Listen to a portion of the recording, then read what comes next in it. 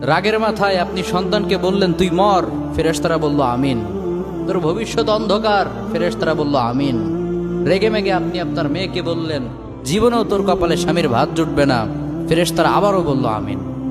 আচ্ছা, আপনি না সেই ব্যক্তি যে তার নিজের জীবনের চাইতেও সন্তানকে বেশি ভালোবাসেন? আপনি না সেই ব্যক্তি যে তার সন্তানের জন্য হাসতে হাসতে নিজের জীবনটাও দিয়ে দিতে পারেন? আপনি না সেই ব্যক্তি যে আল্লাহর কাছে নিজের চাইতেও সন্তানের জন্য বেশি দোয়া করে? তাহলে কি করে নিজের হাতে নিজের সন্তানের এত বড় ক্ষতি করতে পারলেন? Doesn't make any sense. Common sense বলতে কিচ্ছু নাই আপনাদের। আপনারা কি জানেন না আপনাদের রাগের মাথায় বদদোয়া করাগুলো ফেরেশতারা আমিন বলে? দাওয়াতুল ওয়ালিদ আলা ওয়ালাদি, বাবা মা তার সন্তানের জন্য যেই দোয়া করে সেটা ভালো হোক কিংবা বদদোয়া হোক, আল্লাহ সেটাই কবুল করে নেয়।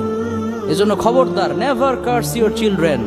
রাগের মাথায় কখনো সন্তানকে অভিশাপ করবেন না। খুব বেশি রাগ উঠে গেলে তার জন্য উল্টা